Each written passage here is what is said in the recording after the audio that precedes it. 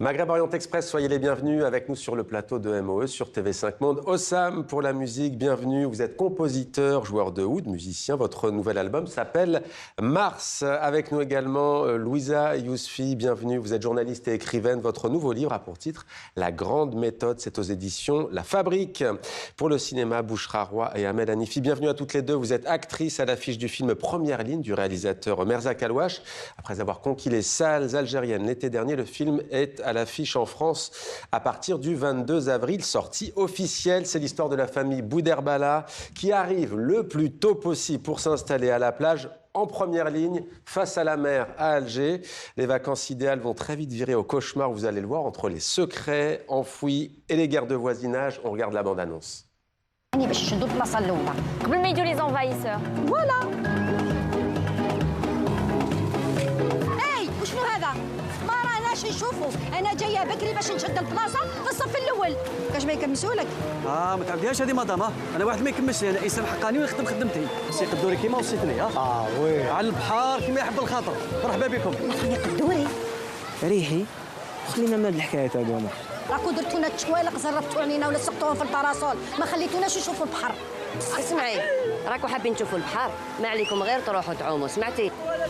واش كاين؟ واش بك مقلق؟ سرقوا لي التليفون ديالي. هادي تربيتك، وليدك سراق. ولادي سراقين.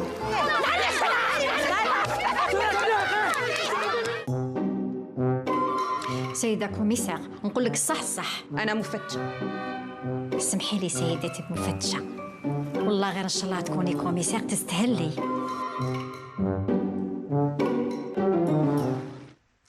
Voilà pour la bande-annonce. Amel Hanifi, vous jouez l'inspectrice Sahraoui. Qui est-elle? On va le voir. Mais en tout cas, ce qu'on peut dire, c'est qu'elle n'est pas en première ligne. Non. On ne sait pas si c'est pas tant mieux pour elle alors. Qui est-elle? Mais c'est ça. Alors, c'est une inspectrice, du coup, qui travaille dans les environs de la plage. Du coup, elle s'occupe de tous les soucis qui se passent dans cette petite ville en bord de plage. Et elle reçoit cette famille après beaucoup d'histoires et beaucoup de petits problèmes qui se sont passés, du coup, pendant cette journée. On voit son regard déshabillé à un moment donné. Oui, voilà. Du coup, voilà, elle a affaire elle doit régler toutes les le petit souci qui se passe. Voilà. Les querelles de l'été. Voilà, Bouchra Roy, vous êtes dans le rôle de Safia Kaddouri. Alors, qu'est-ce qui caractérise ce personnage? Alors, c'est Madame Safia Kaddouri, donc c'est la deuxième famille, qui arrive vers les coups de, on va dire, 10h, 11h du matin. On dort un peu plus, on prend le temps. Voilà, donc on prend le temps et c'est la famille qui arrive comme la cerise sur le gâteau, mais qui a la première ligne. Voilà, donc... En première ligne, sur la plage. Oui, et puis bon, donc Madame Kaddouri, Safia Kaddouri, c'est un peu l'arriviste, entre parenthèses, qui a les moyens, donc son mari a les moyens et elle aussi, et du coup, ils peuvent se permettre certaines choses et ne supportent pas sa voisine qui est juste là. Ils ne supportent pas certaines choses, on est en plein cœur, c'est vrai que c'est une confrontation qui vire au burlesque, mais qui est révélatrice, cette comédie dramatique. Qu'est-ce qu'elle nous révèle, Amel Hanifi? Qu'est-ce qu'elle explore, cette comédie? Tellement de choses. C'est un peu le cinéma de Merzak Alouache, qui est un cinéma social, qui est un cinéma d'observation. C'est-à-dire que c'est son cinéma. C'est-à-dire il va avoir des choses, il va remarquer des choses, il va les vivre à sa manière et il va essayer de les retranscrire du coup à l'image, mais c'est vraiment son regard et son regard propre. Et on peut être d'accord ou pas, on peut... Généralement, c'est très réaliste, c'est assez réaliste. En même temps, ça raconte une réalité, pas toutes les réalités. Voilà. Un microcosme, alors le clientélisme, l'hypocrisie, frustration sociale. On pourrait d'ailleurs être sur n'importe quelle plage, on imagine, du globe. Louisa Yousfi, ça vous parle, la plage, première ligne ou pas première ligne, vous? La plage, ça me parle, parce que moi, je suis née sur la Côte d'Azur. Mais en revanche, c'est des plages toutes étroites. La Côte d'Azur, il va y avoir du monde bientôt. Hein. Oui, c'est vrai. Mais c'est des plages qui sont extrêmement étroites, donc il y a moins ces enjeux d'être au-devant ou derrière. On en voit qui arrive quand même très tôt sur la Côte d'Azur. Hossam, la plage? Première ligne ou pas? Pas du tout la place. Ah, c'est vrai.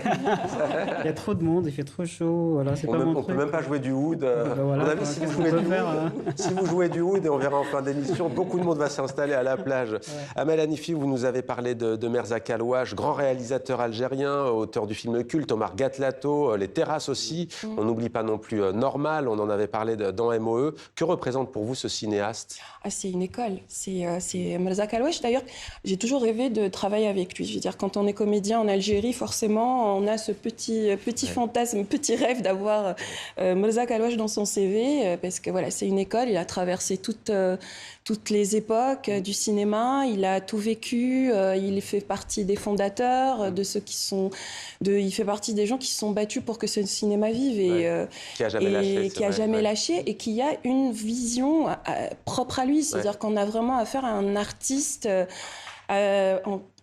Et on rencontre vraiment un artiste, on rencontre quelqu'un avec une vraie vision du cinéma et c'est une école, on l'observe quand on travaille avec lui. Vous avez déjà tourné sous la réalisation de Merzak Alouache. Absolument, c'était en 93, c'était donc carrément autre chose, c'était Bab el Ouattiti, donc qui parlait de l'époque. Tout aussi mémorable d'ailleurs, Bab el Ouattiti. Absolument, absolument, et c'est un grand monsieur. Merzak Alouache, c'est vraiment une école, c'est un bonheur de travailler avec lui parce que il a sa façon à lui de gérer son équipe et il la gère tellement bien sans trop parler. Et au niveau de ces films, il s'inspire vraiment, mais vraiment de tout ce qu'il voit autour de lui. Tous ces films, depuis Gatlatou jusqu'à aujourd'hui, Merzak s'inspire de ce qu'il voit. Il a envie de mettre ça sur les plateaux et que les gens se reconnaissent, que le spectateur se reconnaisse. C'est vrai que c'est ce qui est fort dans le film. Quand je dis, il y a vraiment une dimension universelle, en fait. Absolument, tout à fait. C'est aussi une satire sociale et en tout cas un film rafraîchissant, comédie dramatique, donc sorti en France le 22 avril. Je ne vous ai pas demandé votre film préféré de Gatlato. Bon, c'est compliqué. Vous allez peut-être nous dire celui-ci pour vous. Oui, j'ai eu un vrai coup de cœur pour Madame Courage. Madame Courage. C'est vraiment un film qui m'a vraiment chamboulé. J'ai trouvé que le jeu d'acteur, en fait, c'était vraiment un film très proche du comédien et je me disais, pour arriver à faire jouer comme ça des comédiens, il faut vraiment... et pour vous il faut être Merzak Alouache. Il faut mettre Merzak Alouache, vraiment. Et si vous deviez en citer Alors moi, j'aime tous ces films. Franchement, je vais pas vous dire celui-là plus que l'autre. Chaque film a sa lecture, chaque film a son histoire. C'est une anthologie. Vous aimez l'anthologie. Merzak Alouache, c'est son cachet.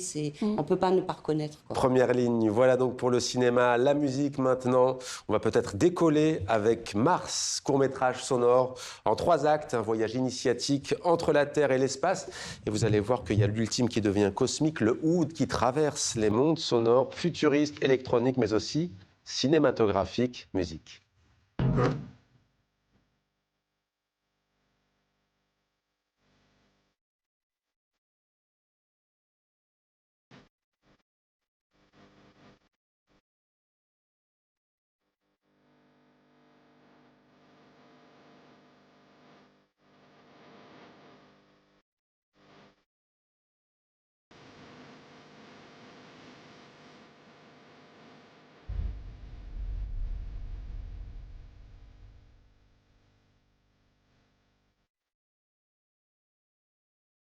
Mars, signé Hossam. Est-ce que vous pouvez nous dire ce que raconte cet album et comment est-ce que vous avez conçu ce projet, Hossam?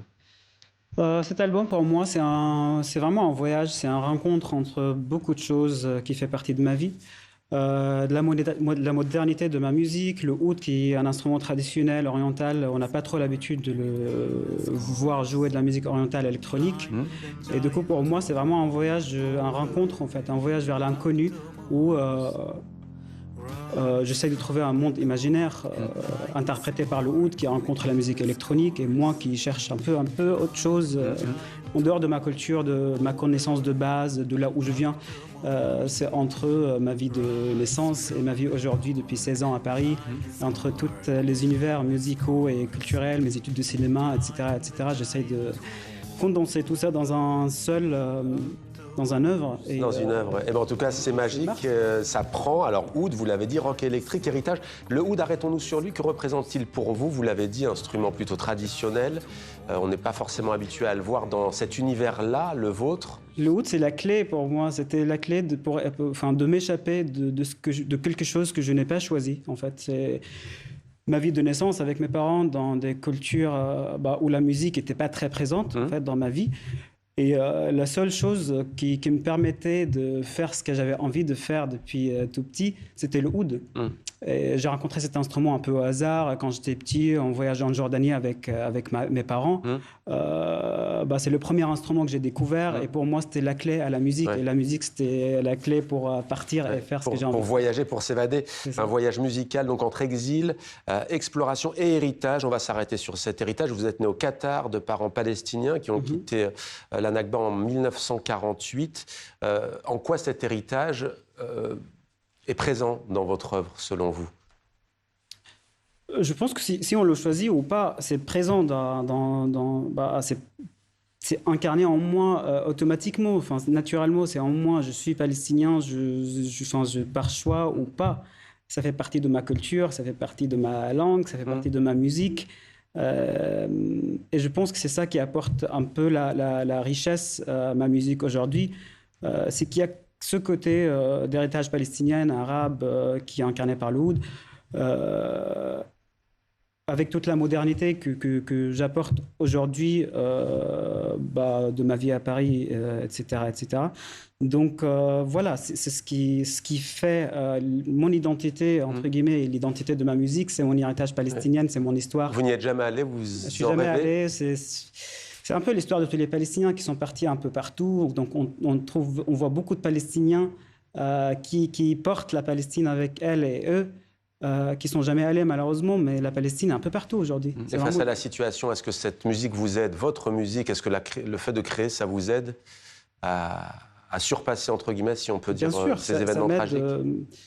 J'espère aussi que ça aide à d'autres personnes. Enfin, c'est le but de ma musique aussi, c'est une forme de résistance et résilience à tout ce qui se passe aujourd'hui dans le monde.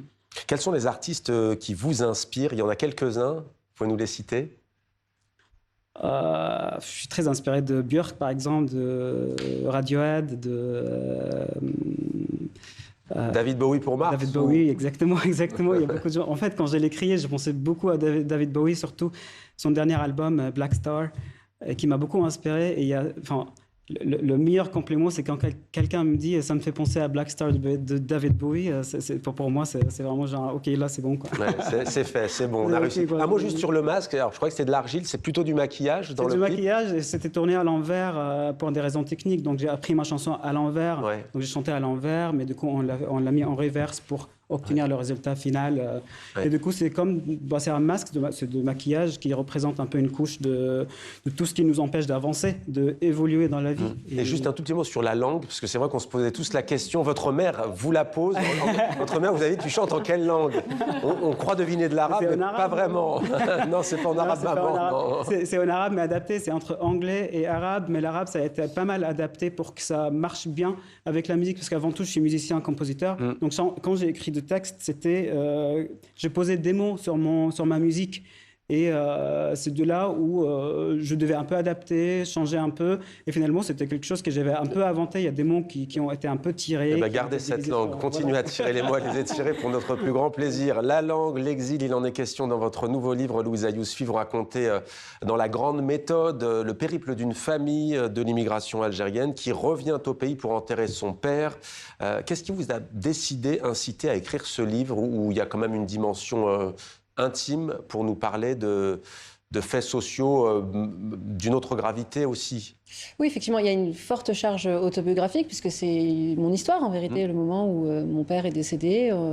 On l'a rapatrié, on a dû rapatrier son corps en Algérie. Et à l'occasion de ce voyage, qui est, je veux dire, sur le plan purement administratif, un petit voyage, c'est 1 heure de vol à peu près, c'est pas grand-chose.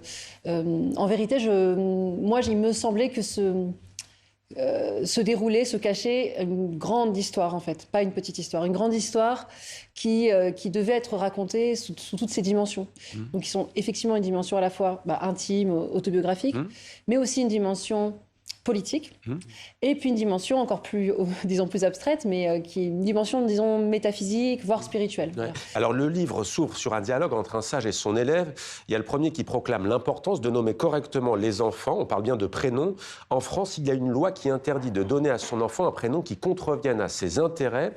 Mais c'est quoi les intérêts d'un enfant? Et selon vous, il y a deux manières d'appréhender cette sentence. Dites-le nous. Bah oui, la première, c'est, disons, une manière intégrationniste, c'est-à-dire qu'il faut donner à son enfant un prénom qui sonne pas trop arabe, hein, qui sonne à l'oreille occidentale facilement.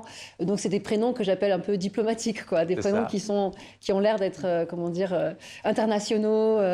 Et ça, c'est des parents le font de plus en plus désormais pour l'avenir de leur enfant. Oui, du coup, ça a été intégré. Avec une véritable préoccupation qui consiste à dire, bah là, en fait, si on leur donne un prénom trop marqué, une identité trop marquée, sachant, il va être victime de racisme. Voilà, sachant qu'on est en France et que en France, le racisme est une réalité. Et l'autre manière, c'est au contraire de se dire, il va être effectivement éprouvé dans un pays où il y aura des épreuves, il y aura comment dire, forcément des formes d'hostilité, etc. Et au contraire, il faut plutôt le mettre sous la protection d'un prénom qui appartient à sa famille, à sa filiation, à son pays d'origine et donc à sa personnalité historique. C'est ce qui va le renforcer au contraire et qui va lui donner une envergure, une assise, une envergure, une confiance en soi, un ancrage. Un ancrage. Et alors, un extrait. C'est n'importe quoi, une langue, on peut l'avoir parlé toute son enfance, et un beau jour, tout oublié, on peut l'avoir à peine rencontrée et la maîtriser aisément, on peut la comprendre sans pouvoir la parler, on peut se l'approprier et ne jamais la posséder, on peut s'en débarrasser et ne jamais réussir à l'enterrer, elle peut nous revenir en mémoire à des moments quelconques et ne pas revenir dans des instants cruciaux. Personne ne sait vraiment comment ça marche une langue. Pour les enfants immigrés, c'est pire. Pourquoi c'est pire pour eux? C'est pire, on voit bien qu'il y a des situations... presque absurde, quasiment. Moi, en l'occurrence, celle que je décris, c'est une situation où on a toute une génération qui comprend l'arabe des parents. Bon, alors, l'arabe, c'est la Dalija, en particulier, mais qui ne peuvent pas leur répondre, qui leur répond en français. Qui comprend, donc, on le comprend sans tout à fait le maîtriser, sans pouvoir rendre l'appareil. Et donc, ça crée des situations un peu, qui ont l'air un peu étonnantes, un peu absurdes, un peu surréalistes. Et moi, j'ai voulu explorer ça parce qu'il me semble que la langue, effectivement, c'est aussi un territoire où se jouent des enjeux qui sont extrêmement profonds, qui sont politiques, géopolitiques, historiques. Ouais. Et sur le côté métaphysique et philosophique, Louisa Yousfi, sur le retour de la famille qui va enterrer le père, vous dites quelque chose finit par se dévoiler, le secret des peuples que l'exil ne parvient jamais à effacer.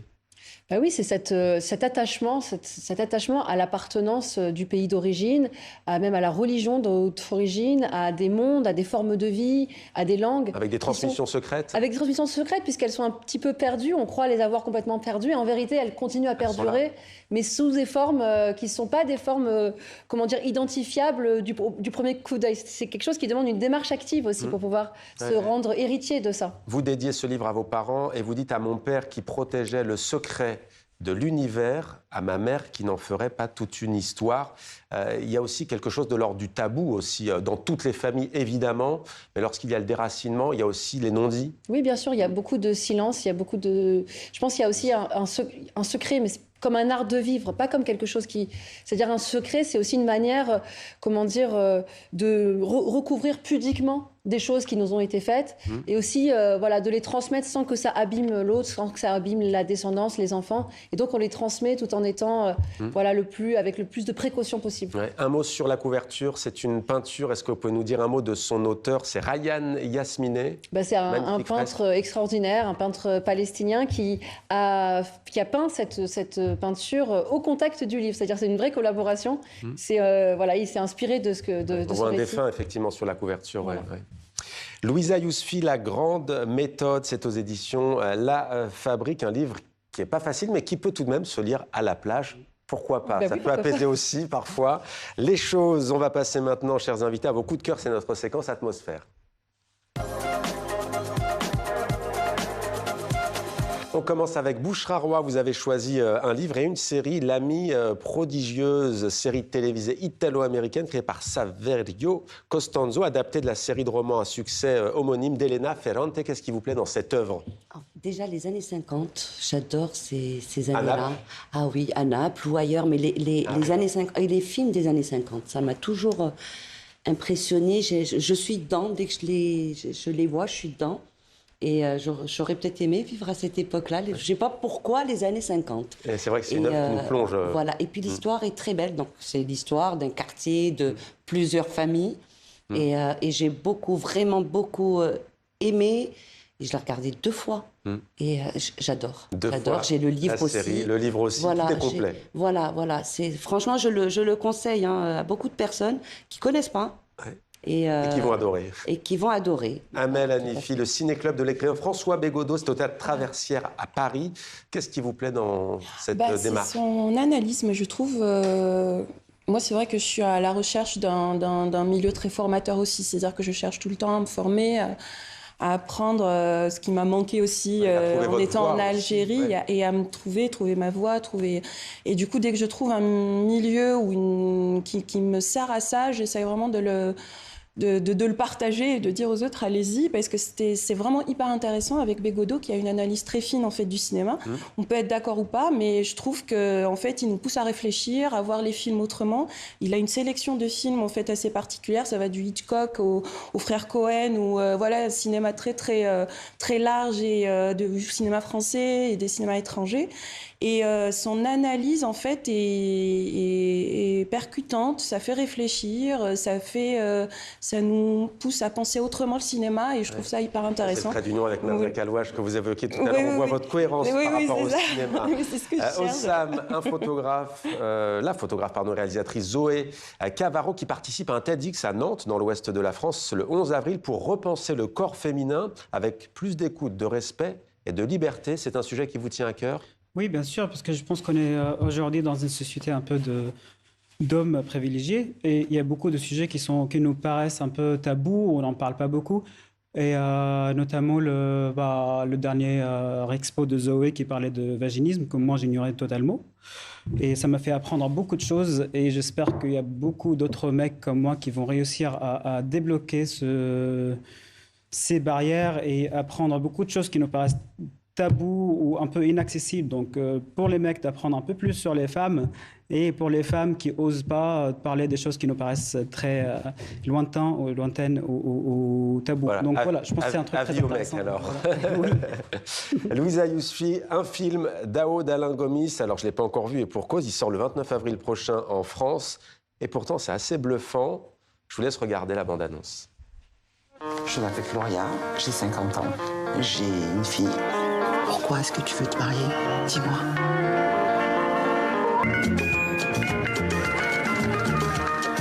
Bienvenue dans ton village. Wow, sini jaka apa tembo beti minya jaka kalen tu kol. Malila. Elle est trop contente.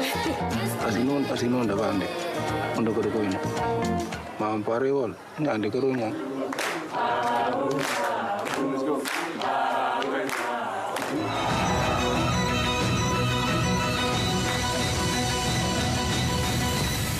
Je me suis accroché, mais voilà, je suis toujours là.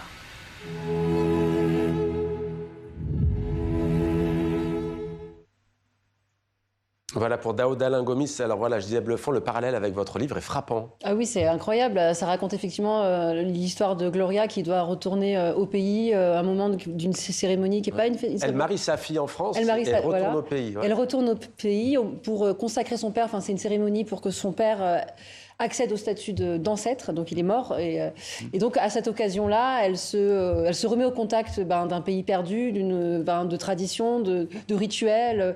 Et il y a des choses qui prennent, mais exactement comme ce que j'ai voulu raconter dans mon livre. Et c'est vraiment un très, très beau film. C'est quelque chose qui est fait avec une grande finesse et qui brouille en plus les frontières entre le documentaire et la fiction. À peu près comme ce que j'ai voulu faire aussi dans le livre, c'est-à-dire à la fois un livre de fiction. Jouer sur les deux. Et voilà. C'est vrai qu'on dirait un docu-fiction presque. Exactement. Daoud Alain Gomis et donc La Grande Méthode, vous serez toujours les bienvenus. Merci à vous d'être fidèle à MOE. On ne s'en lasse pas, on se quitte en musique avec Ossam et son titre Mars Musique.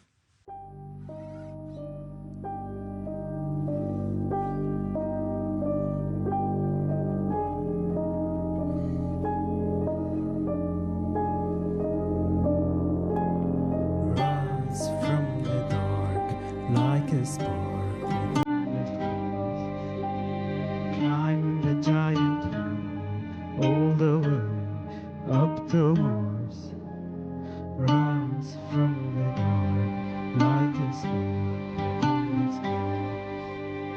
Climb the giant mountain all the way up to Mars. Je demène رمى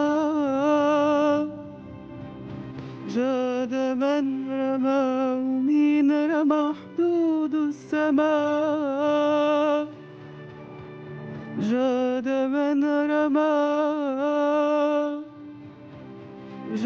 demène رمى ومين رمى حدود السماء.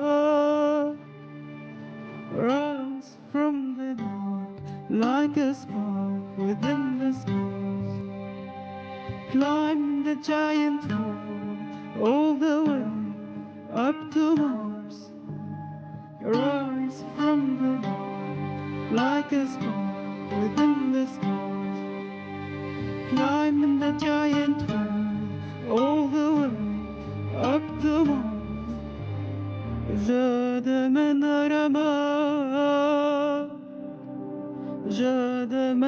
رمى ومين رمى حدود السماء. Je